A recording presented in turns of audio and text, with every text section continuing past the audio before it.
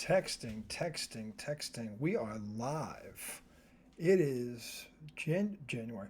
It is not January. It is July 10th. I am live from Cape Cod, Massachusetts, in Falmouth, the heart of the Cape, some might say. The vineyard right across the way. Welcome to IDD. For those a post 4th of July. We tried to do something on Saturday the 6th, but everybody was just too pickled to get it done. A lot of the usuals and originals were here. Skin Daddy, Sean Darcy, Pete. They were all, John and I will be doing a segment tomorrow, but had to touch base because it is midweek. Haven't done anything in over a week, and there's some catch up to play. But segment one, this is IDD for those who know I don't disagree. Shout out to my boy, my brother from a not so Jason, my mother Thomas J is the redoubtable one, who is it? I think it's Cape Charles. Cape Charles. Hope him and his family are having a wonderful vacation. Miss those guys. We got another 5 or so days here up in the Northern Territory before we head back down to the Commonwealth, and we will return on that Tuesday, actually Monday, maybe Tuesday. We'll be back at it. But this is segment one for our Cape edition. Boston Red Sox. They dropped one tonight, 5-2 to the lowly A's.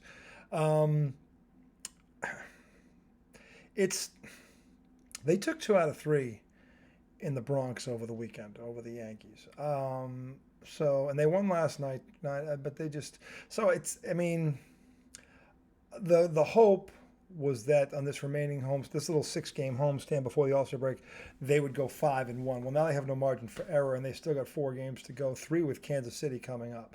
The rubber match will be tomorrow. We'll check in later with who's starting, who's pitching. Pavetta tonight did strike out 10, but he gave up 4 runs and 6. Didn't get a lot of run support. Again, just 8 hits after the 12-run, 13-hit bombardment last night.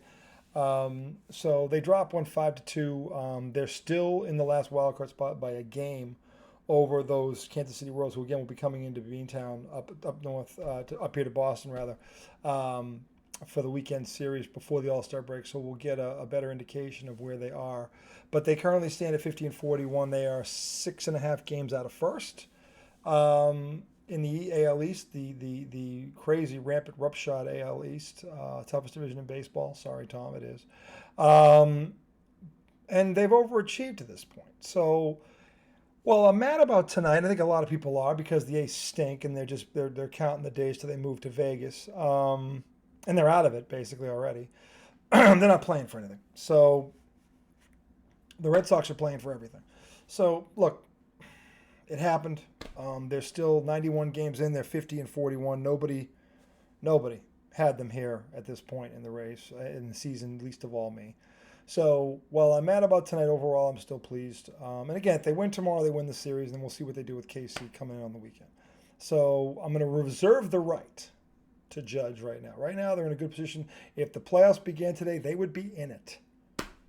91 games in, they would be in it. So that's over half the season. Look, at the end of the day, you got at least for now, you got to give them their flowers. If Alex Cora is not manager of the year, someone should be shot because that would be pure stupidity. Pure stupidity. He has earned it. He has far exceeded. And look, everyone knew he could manage. Everyone knew he was a great manager. But what he's doing this year with this group, and again, I've gone up and down this roster trying to figure this out the past couple of days up here in preparation for the show. I still couldn't pick most of these guys out of a lineup. I still couldn't. Rafael Devers went 0 for 4 tonight after last night when he had 3 RBIs and 2 or 3 hits, whatever he was. But he's up to 290. He's got 21 home runs, I think 58 RBIs. He's come on. He's been one of the leaders in that clubhouse. Kenley Jansen is doing great at closing things out. He had a save the other day. The pitching staff going into today, or this series with the A's, was ranked, I believe, in ERA anyway. They were 7th in baseball. Who the hell would have guessed that or picked that? I don't know. So, look, they've done amazing, and I can give them a grade because we're over the halfway point. To me, at 82 games, you give them a grade. So at least for the first half of the season, I give them an A. And it's funny they're playing the A's. I give them an A, but because they weren't supposed to be here, they were supposed to be in last place. The questions were supposed to begin with: Does Alex Cora really want to come back to this shit show for another year? Because he'd have options if he doesn't. The day he walks out of here, he's going to get hired somewhere. He's that good, and they'd be foolish to let him go. By the way, he's in the last year of his deal. He should be resigned already. I don't know why that's even on the table right now, because they should be locking him up. And if Mr. Henry doesn't do that, I can promise you, someone's probably going to take him out, because this enough. It's bad enough he badmouthed the fans. If they let this guy walk, he deserves whatever he gets. I would have no sympathy for him. So they have grossly overachieved. They've got an amazing. I mean, they're fourth as a team in all of Major League Baseball in steals. In my entire lifetime, they've never been there. I don't even know if they've ever placed in the top 10. You know, they had guys over the years that were fast. You know, Jacoby, not Jacoby. Jacoby Ellsbury is the last one I can think of that was really kind of a burner that they had. But they got 4 guys in this lineup that can steal bases. So I think it was Hamilton. I forget the guy's name, but he's like fourth in all of baseball in steals just by himself individually. So going into this A series, so they've overachieved on several fronts. Tom and I had a very in-depth discussion about if we could add something, what will we add? And I was kind of on the fence about, well, what we have to give up to add what I think they should add. Is it worth it? Because at the end of the day, and this is now 91 games. When we were talking a week ago, there was a handful of games between now and then before the Yankees series. I didn't know if they should touch it. I still don't know if they should touch it. I don't know that I'd be that upset. I know they already added a pitcher in the bullpen from Detroit.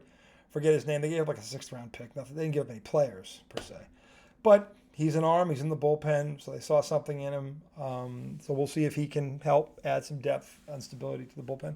Which, again, overall, I mean, we're kind of nitpicking, because I don't care if it's Tony Maserati. I don't care who it is. They have grossly overachieved. So, I mean, I can't believe I'm sitting here saying that they are 6.5 games out of first, with Baltimore and the Yankees in this division, and Tampa Bay in this division. And even the Blue Jays, to a lesser extent, who can still hit with anybody, they just can't pitch. They're in this division. They're 6.5 games out of first in this division. I can't wrap my head around that. So I have to tip my cap to them. I'm not going to complain about tonight. They didn't, like I said, they didn't have it tonight. But if they go 5-1 on this homestand, which is what I thought they could do, 4-6 is the worst case. They better go at least worst case now 4-6, which means they'll win both series probably. Going into the All-Star break, that'd be, hey, they're right where they need to be, and then it's really on whoever the powers that be in the front office to decide, what can they realistically add, and what do they want to take away. Tom had mentioned something about Kenley getting a boatload for Kenley Jansen. He's in the last year of his deal. He's 35. I mean, you're not going to get, and I don't think you're going to get a lot for him because, like I said, he's in the last year. If he had another year in his deal, you might get more. But and again, why would you do that? Because you're in contention. Don't do it. I mean, don't do it. Let's take this thing up for a spin. Let's see what it can do. What I had posed to Tom last week, and I'll repeat it again on the air tonight, is that they may this lineup that they have right now might be the lineup. They just might be a year ahead of schedule. Who knows? I don't know. Okay, I looked at the infield. They were all between 25 and 29 for the most part. The outfield was a little bit older. But they're probably 4 or 5 guys that were over the age of 30. The rest of them were all in their 20s, mid-20s. So, I mean, they're not the youngest squad out there, but they're not old by any stretch of the imagination. So, I mean, who's to say? I just know that overall I love what they've been doing. I love that they have taken a different approach this year to manufacturing some runs. They still have obviously some power in the lineup, not as much as in years past. The Red Sox teams in the past that contended had a lot of power. They had multiple guys that were over 20, and a couple guys over 30. So this is not that, but those teams didn't have this kind of speed either, where they could manufacture runs, get guys on the base pads, and move them into scoring position, and then get sacrifices and bunts and all that kind of stuff. So they're winning in a different way. And the pitching overall has been good. So I wouldn't change anything right now. I mean, again, if someone comes to them with an offer for a Kenley Jansen, I mean, would I listen to it? Depends on what it is.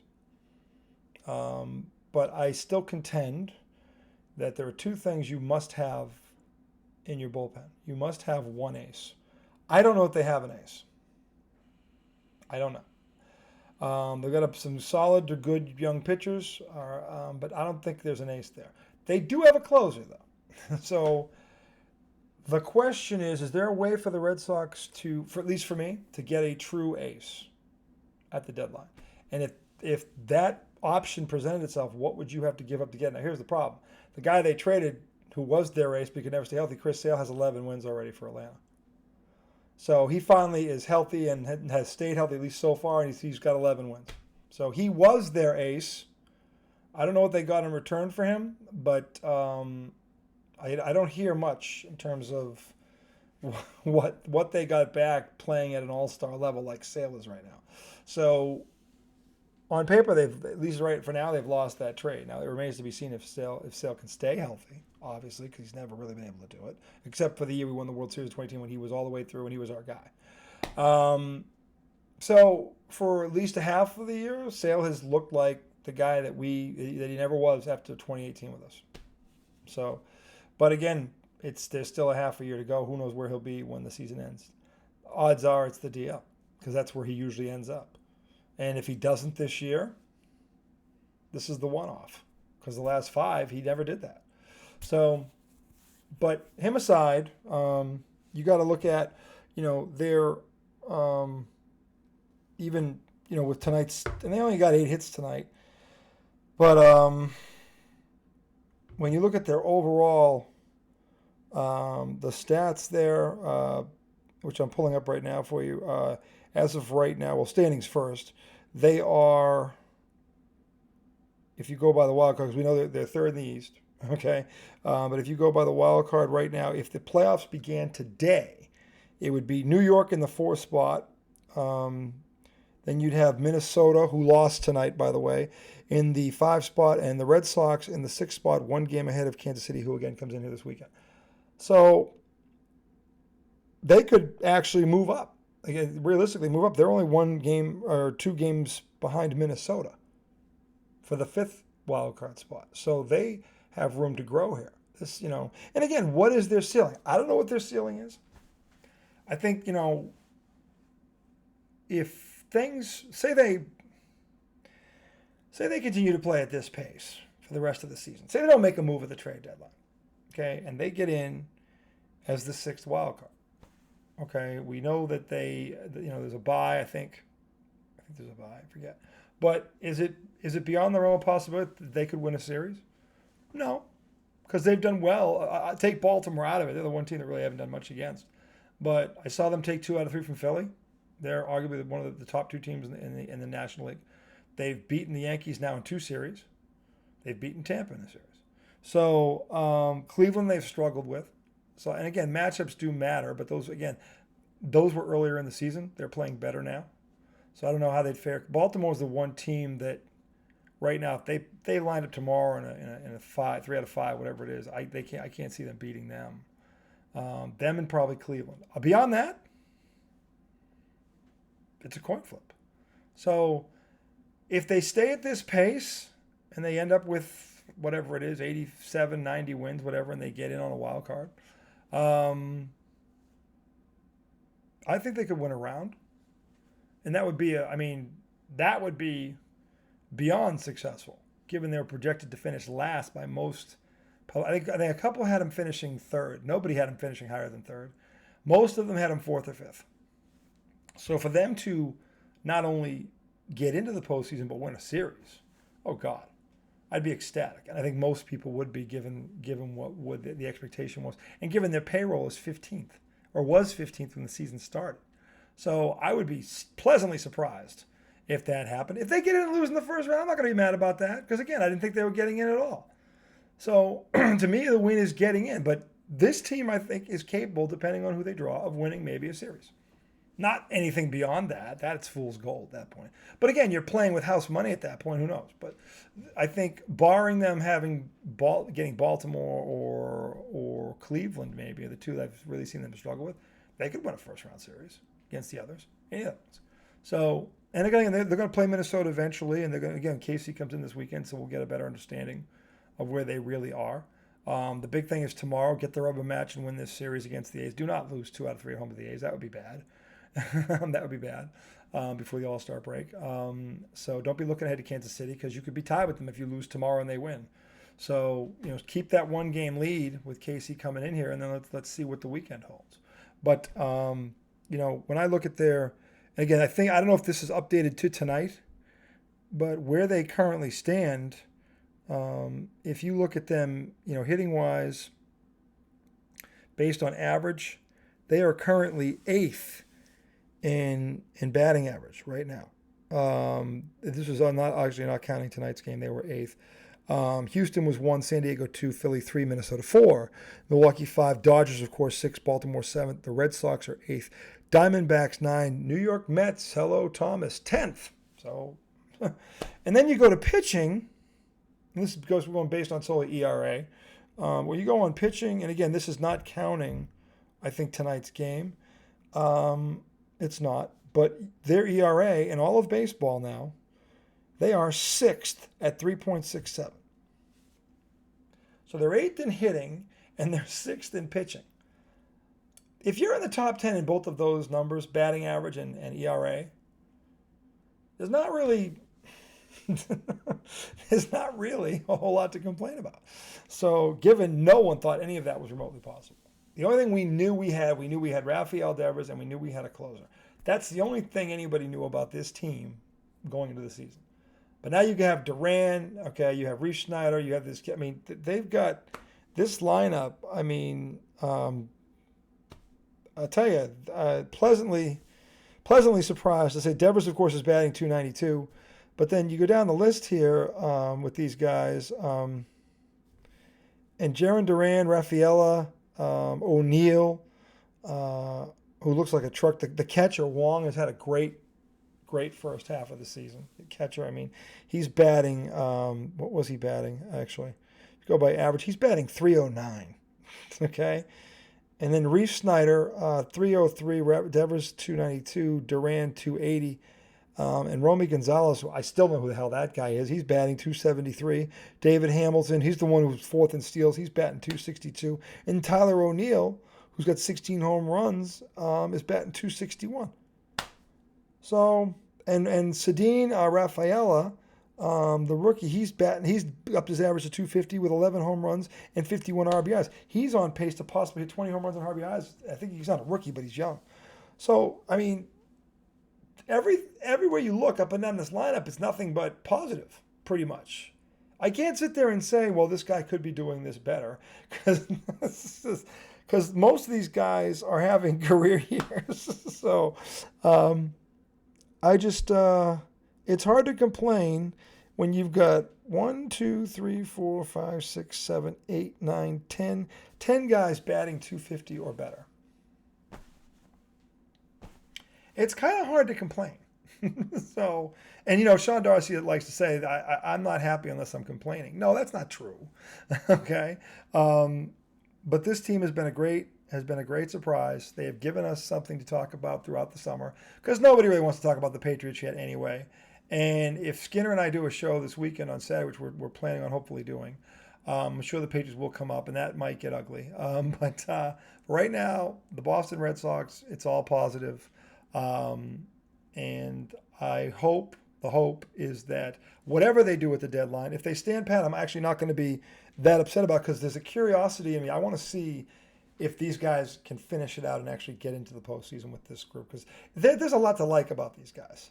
There really are. If you haven't been paying attention, and I get why you haven't, you might want to start, okay? Because 91 games in, that is not a fluke anymore. That's over half the season. They are in the playoffs right now if it starts today. And we'll see what happens this weekend with Kansas City. That's a great series before the All-Star break. That's going to tell us a lot. They're either going to be 1 or 2 games out. They're going to be firmly entrenched in that last spot going into the All-Star break. That is mesmerizing right now. Whether or not they make a mark, and again, the trade deadline is less than 3 weeks away. So then there's going to be, and this is the other question. Again, well, it's the same question again. What does this front office do? Are they compelled to add something? Are they buyers at the deadline, or are they sellers? And Tom posed that question about freaking the closer, about Kenley Jansen. I I hope someone doesn't come with us at us with some ridiculous offer for a bunch of great farm players and we yank him out of here. Because you're telling the locker room, nah, we're not going for it. As you remove your closer, I don't care what they're offering you. You're telling them you're not going for it. I think these guys, here's the thing, and this is the competitor in me, this is the ex-jock in me talking, I get it. The competitor in me, if I'm in that locker room, I want to go for it. I want to see what we can be. I want to take this 50 and 41 out for a spin, and let's see what we can do with the second half of the season. Let's close. Let's win these two series at home. Okay, 4-6. I'll live with 4-6, but just don't go 3-3 or worse. Just win these two series. Okay, go 4-6 into the All-Star break. Have a game or two in hand for that last wild card spot. Let's see what happens. Let's ride it out and see what happens. I am unbelievable. This team has got me curious. It really has. And it should, if you're a baseball fan and you're a Red Sox fan, it should have you curious too, because this is a likable group. They are seem like a pretty tight unit in that locker room. I was telling Tommy, and he was making fun of me last week because they didn't get swept by the Padres. They got bum blasted twice, but they responded. Tommy was giving me all kinds of shit about that. But this team is showing a resiliency that this type of team shouldn't have. And he dismisses it as it is just baseball. No, it's not just baseball. Because if it was just baseball, they'd have got swept. And if it was the Red Sox last year, they would have got swept. So this team is already more likable than last year's squad by leaps and bounds. And not just because they're winning, but because of the way they're winning. Okay? And again, kudos to Alex Cora for the job that he has done. He better not go anywhere. I don't care what it takes. He should be the highest paid manager in baseball. He's already won a World Series as a manager here. He should already have a top 5 salary as a manager. He has proven this year if he's not the best manager in baseball, he's top 3. I'll put him up against anybody tomorrow. I don't care who it is. And he'll get something out of whatever lineup you give him. He's that good. So priority 1 to me, you hold on to him. Okay, Alex Cora. Okay, and then priority 2, at the trade deadline, see if you can add an arm to that rotation without giving up anything in your starting lineup, and see what happens. And if you can't, that's okay too.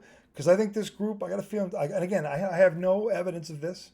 Okay, usually I can hit you with facts. I just have a feeling this team, if if they can stay healthy, relatively healthy, is not going to go away. I just have a feeling they're going to be in it right to the end of the season with a shot to get into the postseason. This is something about them. It's the way they play. It's the way they stick together. It's the way they pull for each other. They're a team, a lot like the Celtics. They're not as talented as the Celtics, don't get me wrong, but they have that same vibe as a team that the Celtics have. And that is not something that I think you mess with. Chemistry is every bit as important as talent in sports, and they have what they may lack in talent, and they got talent. They don't lack for talent. Okay? When you're 4th in steals and you're 8th in batting average and you're 6th in ERA, you don't lack for talent. There's talent on this roster. We just didn't know about it, a lot of it until now. So let's see what happens. Let's ride it out. That's going to do it for segment 1. When we come back segment 2, we're going to talk Caitlin Clark, Rookie of the Year. And we need to talk about Caitlin Clark, Rookie of the Year, because this crap with Angel Reese is getting out of hand. And again, she hasn't said, although she did something today, that we're going to talk about how she fudged her stats in garbage time to maintain her double-double record that she's got, where she... we'll talk about it in segment 2. I don't want to give it away, but we'll talk about it. Segment 2 coming right up.